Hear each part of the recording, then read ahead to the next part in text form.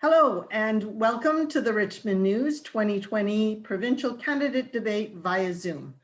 In the past, the Richmond News has hosted or at least participated in candidate meetings for elections at all levels of government. This year, obviously, that was impossible. However, we still felt it was essential that the citizens of Richmond have an opportunity to hear from the people vying to represent them in Victoria. When it comes to provincial and federal elections, many voters vote along party line, which is fine, but the strength of every party is made up by the strength of its individual representatives. This debate gives you the opportunity to assess each of those individuals on their own merit. Moreover, it gives each of the candidates an opportunity to address the issues unique to Richmond and explain how their party's platform will play out in our community. This is our fourth debate. We have done one for each of the four ridings. Just so you know what to expect over the next half an hour or 30 minutes or so, here is our agenda. We'll begin by giving each of the candidates an opportunity to introduce themselves. We'll then present questions from four main topics: mental health, the Massey Tunnel, and economic restart. Sorry, that's three main topics. We will follow that by a couple of questions that have been sent in by our readers. Finally, each candidate will have 1 minute to offer a final word. So with that, I'll hand the debate over to Maria Rantanen, our senior reporter who will be moderating. Maria. Thank you and welcome. So this election, we have three candidates vying to take the riding of Richmond North Centre, of whom two are taking part in our debate today. Both participating candidates will be given 45 seconds to introduce themselves. And we will start with Teresa Wat. You have 45 seconds. Go ahead. Thank you. First of all, I would like to thank Richmond News for the opportunity to have this debate. And I'd like to begin by acknowledging the Coast Salish people on whose traditional territory we are gathered today. I'd like to acknowledge the Musqueam people who have lived for thousands of years in the area we now know as Greater Vancouver. My name is Teresa Wat. I'm proud to serve Richmond North Centre as the MLA since 2013. I'm running as the BC Liberal candidate for my third term. I entered public service following years of working in business, news media, and BC provincial government. I graduated from the University of Hawaii with a Master of Arts degree in communication. My family emigrated from Hong Kong to BC more than 30 years ago. In my 7 years of my political career, moments have touched me, from advancing Richmond Hospital to helping Little Wings Daycare relocate to personally helping those in need during this pandemic. If there's one thing you can expect from me, it's my dedication to my constituent. If entrusted with the vote, I promise to continue standing up for Richmond and standing up for you. Thank you. Thank you, Teresa. Next, Vernon Wang. You have 45 seconds. Okay, thank you so much, Richmond News. Thank you, Maureen. That's the invitation for the BC Green here and Vernon Wang's here. And I'm Vernon Wang. My family and me landed here as a new immigrant 16 years ago. We landed here, we treat here, Richmond, and my second hometown. So it's by heart, yeah.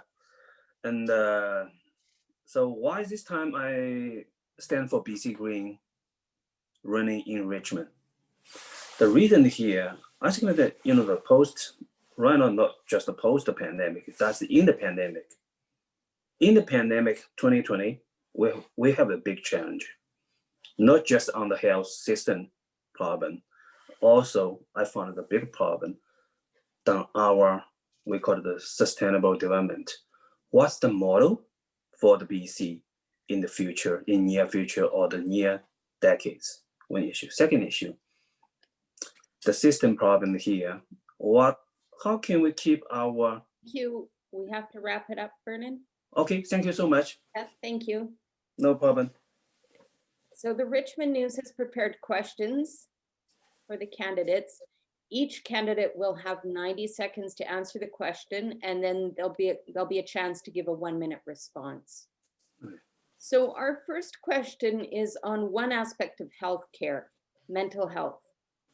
Richmond residents needing mental health services continue to be underserved. As many do across the province as well. And the need has only grown during the pandemic. So our question is, what concrete plans does your party have in place to ensure those struggling with mental health issues get the help they need? So Vernon Wang, we're going to start with you. You have 90 seconds. Yeah, mental health is super important in the healthcare system. So BC Green, our plan here, we put the mental health in our primary healthcare system. We are planning to engage the mental health in the MSP program. So in the next 4 years, we will put $1 billion support mental health program. Just that's the mental health, just the basic concept. And also for the, we can say that's a kind of the overdose. That's another kind of crisis in the mental health. We do not criminalize the people suffering the addiction, but we will invest in how to scale up the safe supply and the harm reduced education for the people that suffer addiction. So just that's my thoughts on for the mental health issue. Thank you. Thank you. Teresa Wat, your turn. You have 90 seconds. Thank you. Thank you for bringing up such an important issue, especially during COVID-19. As public awareness and understanding of mental health issues have grown, so too has our responsibility to provide adequate treatment and support. We really need to treat the cause and prevent the harm. And actually that touches every single one of us.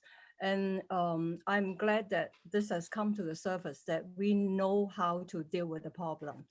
In the mainstream community, I'm glad that people are forthcoming, but I have to say that in the ethnic community, people still see mental health as a stigma. And I think as a government, we got to do more education so that people who have mental health will come out and seek for treatment. And I'm glad that in 2017, when NDP formed the government, I was glad that the NDP government has formed for the first time the Ministry of Mental Health and Drug Addiction. I was hoping this is going across the partisan line, that we really will deal with this problem once and for all. But unfortunately and tragically, the crisis of opioid addiction and fatal overdoses could have a lot to sometimes to do with mental health. And we really have to get to the cause of this issue.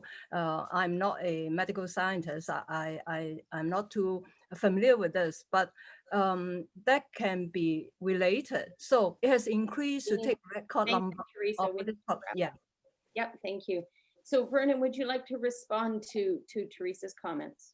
Yeah, I just continue my talk. I think the mental health, we can see that the disease, yeah, for sure, that's kind of disease, but on the other side, that's the kind of the human rights.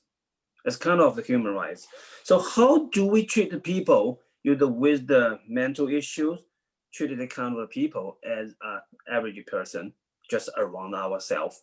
So that we think, excuse me, it's not just involved coverage in our MSP, and also behind lots of social assistance, social work should be behind it, and treat this person just as our average person around us, our neighbor, our family member, and our relatives. So that's my thoughts here. Thanks. Thank you. And Teresa, you also have 60 seconds to respond. Just now I haven't gone into what BC Liberal government's plan in our platform on how are we going to deal with this problem. As I said, this is a tragic problem.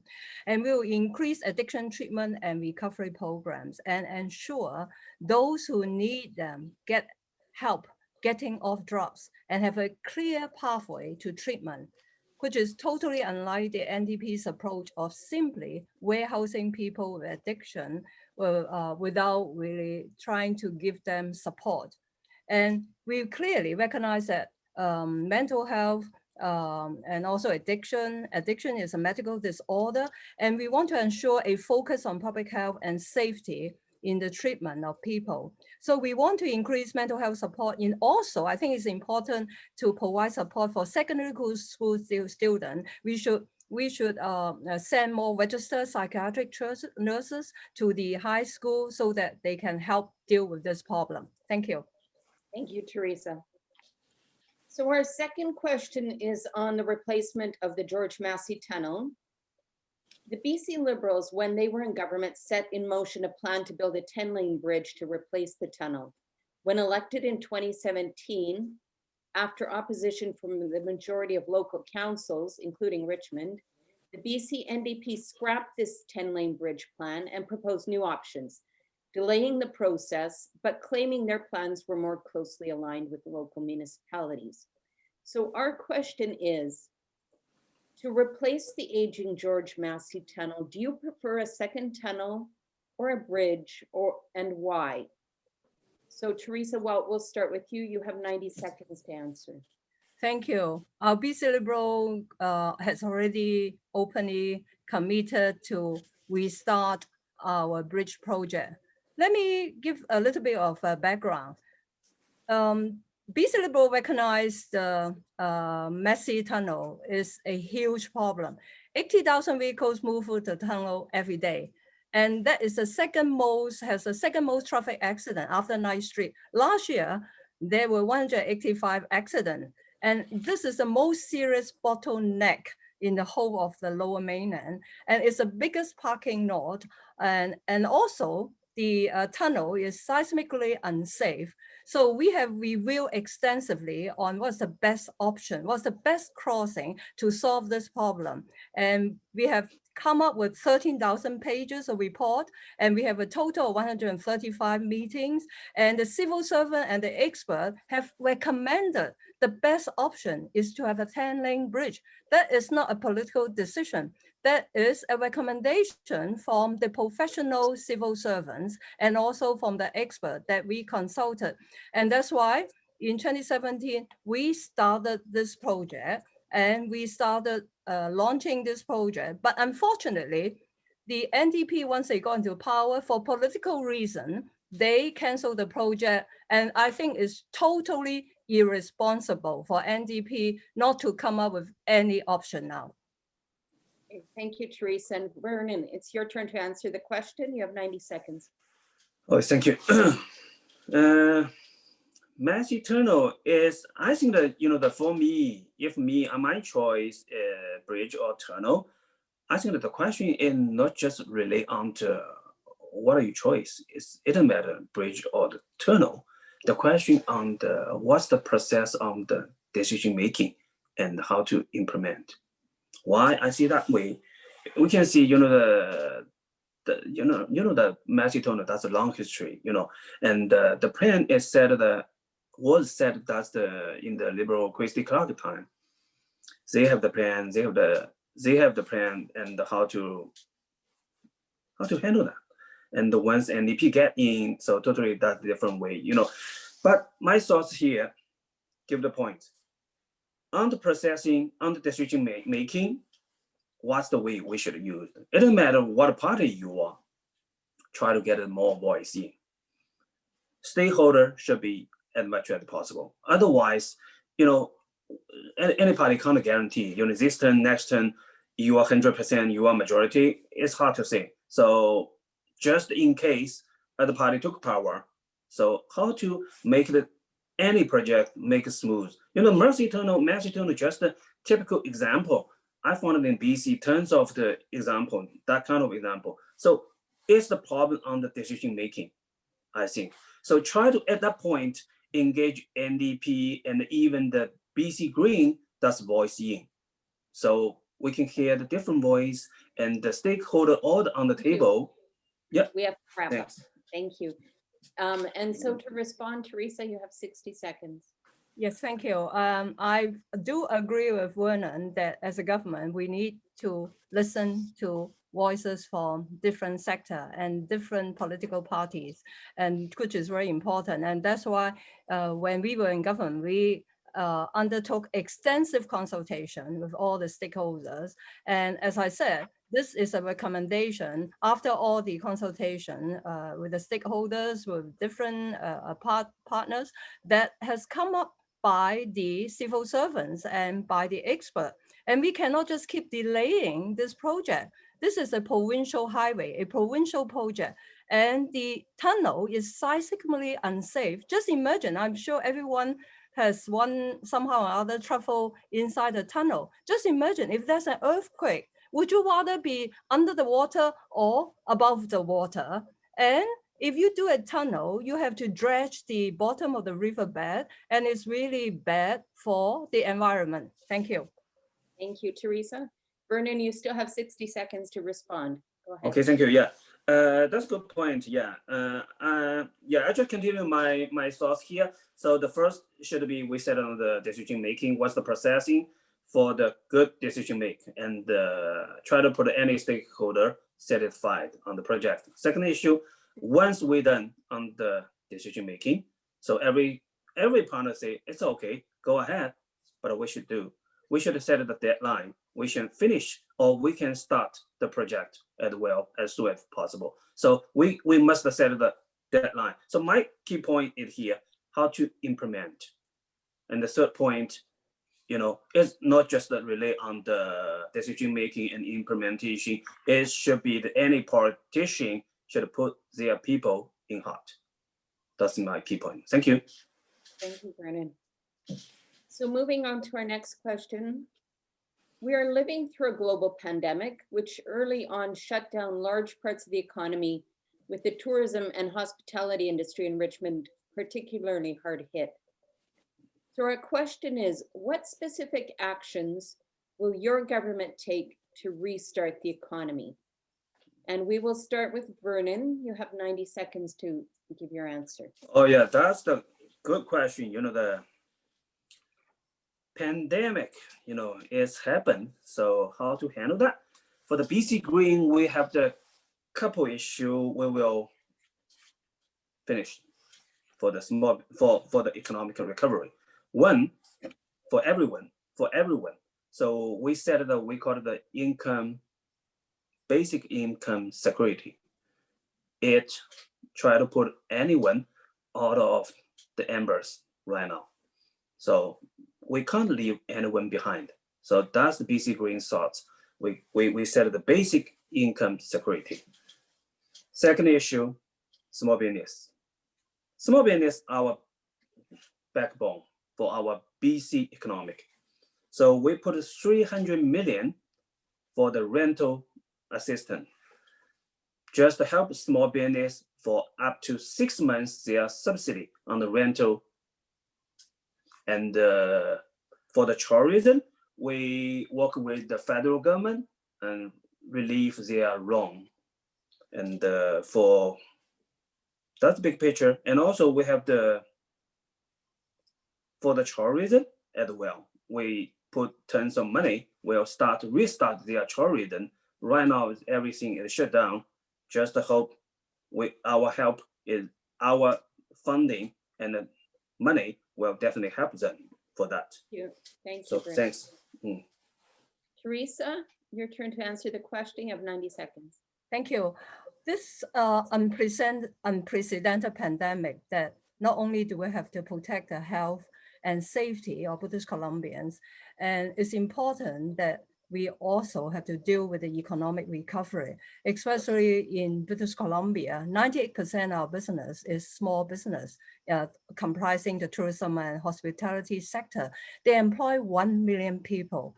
So it's important to really provide the needed financial support and other kind of support for them so that they can survive through this pandemic and can recover after this is over.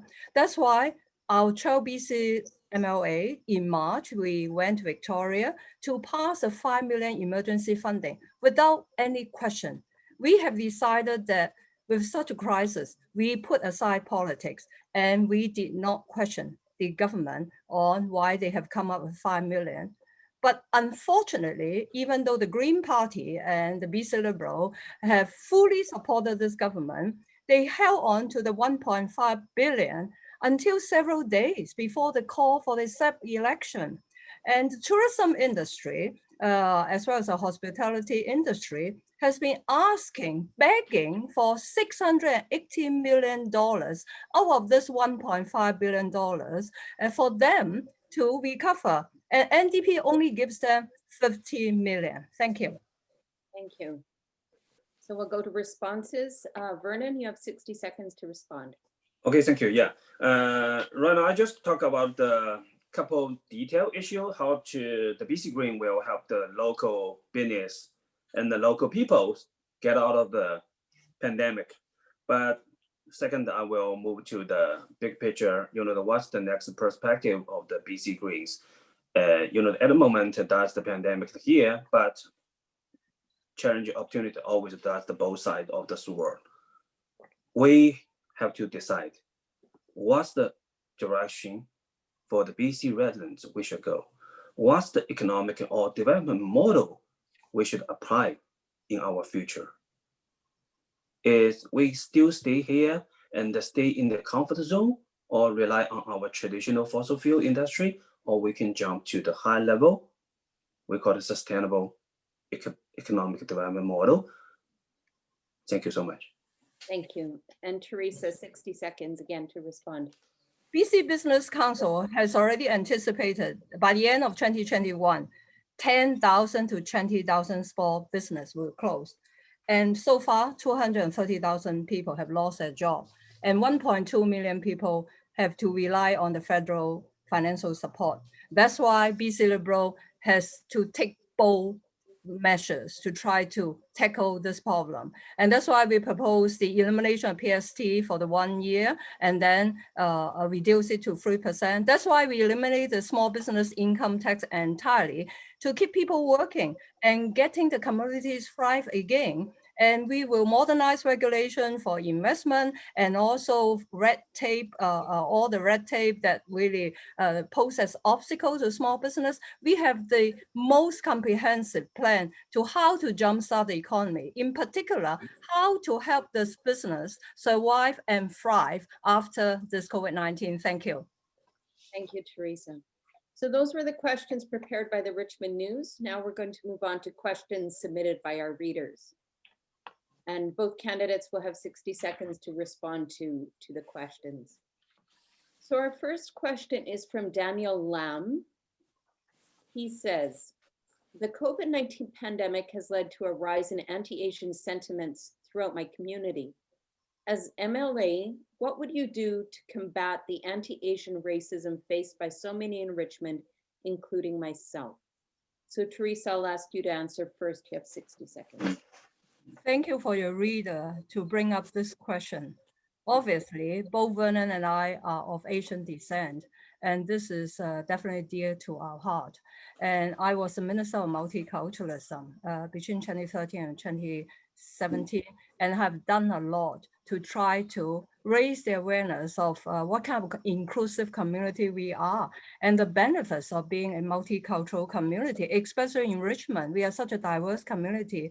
But having said that, which is unfortunate what happened since the outbreak of the COVID-19, there is a spike in the discrimination and racism against Asian Canadians. I think it's important for the government to not only raise the awareness of how lucky we are to have a multicultural community, but it's important to take some measure. Our BC Liberal government has submitted several action for NDP to take on to try to solve these problems. But so far, they haven't accepted any of our suggestions. Thank you. Thank you. Vernon, your turn to answer the question. Yeah, I found that that's a very important, significant question, in the BC, and it's especially in Richmond, that's the almost 50%, that's the Asian background.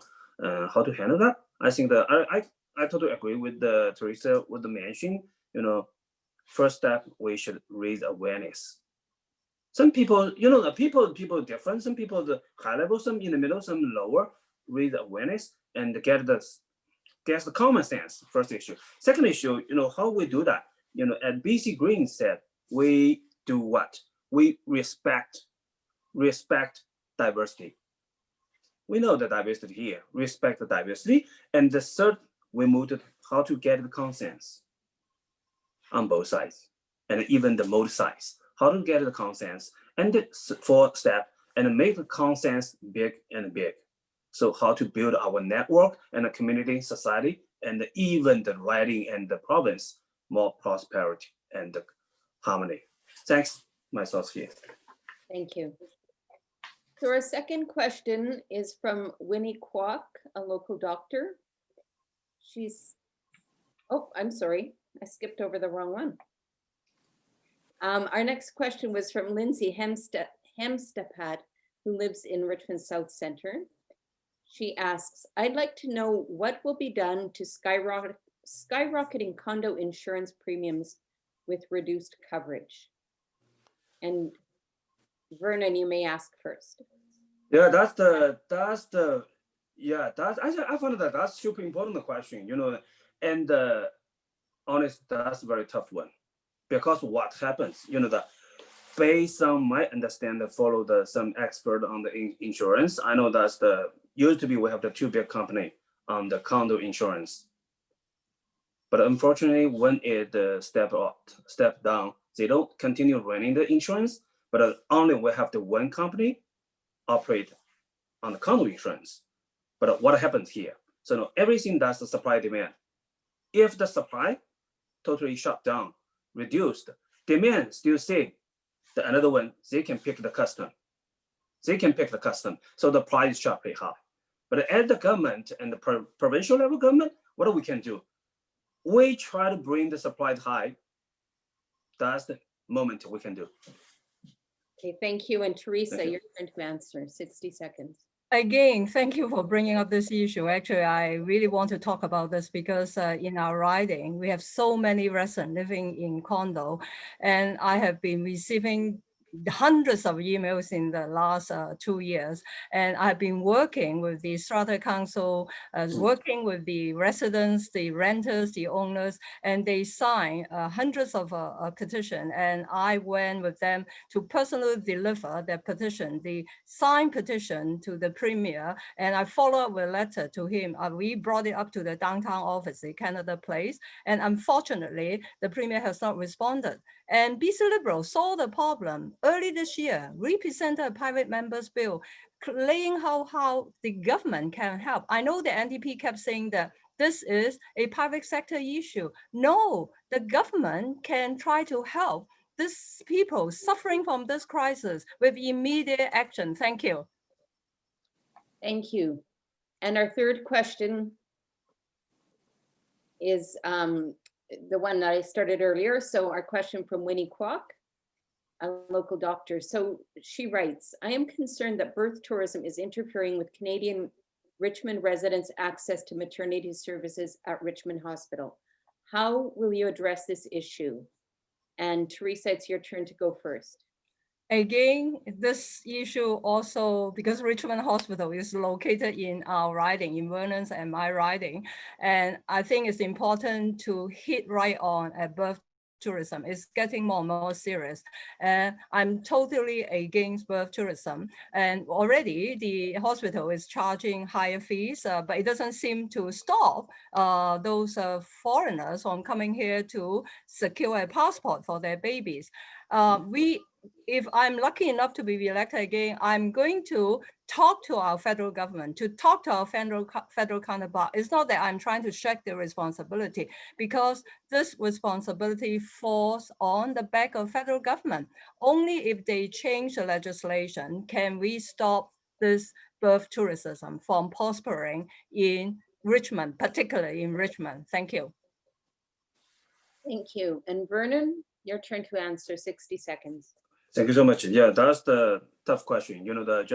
Teresa mentioned that, some issue is not provincial level, it's the federal level. They decide, for the provincial level, especially for the hospital, they kind of pick who I can service, who I cannot service. But what we can do for the provincial level, what we can do, we can, because the MSP covered, we should supply the basic service for our basic, the local residents. So that's should be the priority. And the second, but it quite depends. You know, the people they want in the Richmond hospital, we can't refuse them.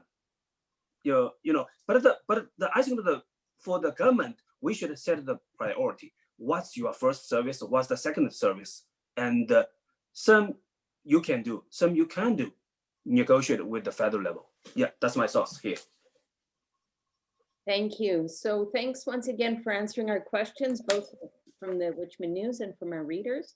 So now I'd like to give you an opportunity to wrap up. We're giving each of you a minute for closing remarks. And we'll start with Vernon Wang, who's running for the BC Green Party.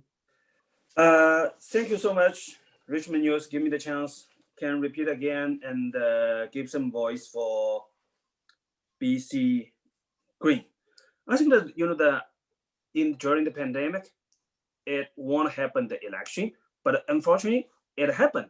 What we can do? We should fix some problems. So I think the BC Green here, we want to fix some problems here.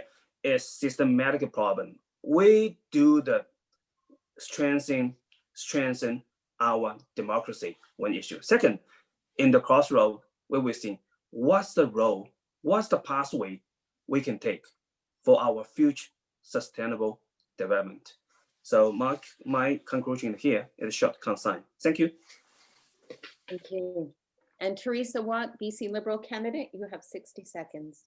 Again, I want to thank Richmond News for giving us the time to talk to our potential voters, and I hope our voters will come out and vote. This is very important, whether you vote for me or for Vernon or for the NDP candidate, it doesn't really matter. I'm hoping to serve you for another term. There are many issues at hand for this election, but I'd like to highlight my 3 priorities. The first one is supporting pandemic recovery. We need to support people in need during this time, as well as our economy. I support a strong social safety net, the reduction of PST to 0% for 1 year, and bold investment in infrastructure to create new jobs. Second, renewing and expanding Richmond Hospital. The BC Liberal took action on a new acute care tower at Richmond Hospital in 2016, and the NDP has sat on their hands for 3 years without a single dollar being allocated to it. The third one is fixing the NDP insurance mess from ICBC to Strata Insurance. Thank you. Thank you, Teresa.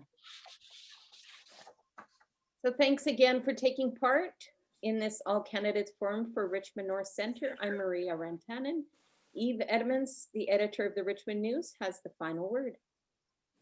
Thank you very much, Maria, and thank you very much to our candidates. I really want to thank you, both of you, for participating in this debate in particular, but also for putting yourselves forward out there as a candidate. It's not a small job, but it's a critical one in keeping our democratic process vibrant. Finally, I want to thank all of you who tuned in to watch this debate. I hope you found it helpful in not just deciding who to vote for, but also in understanding some of our community's key issues and considering best ways forward. Thank you and good night.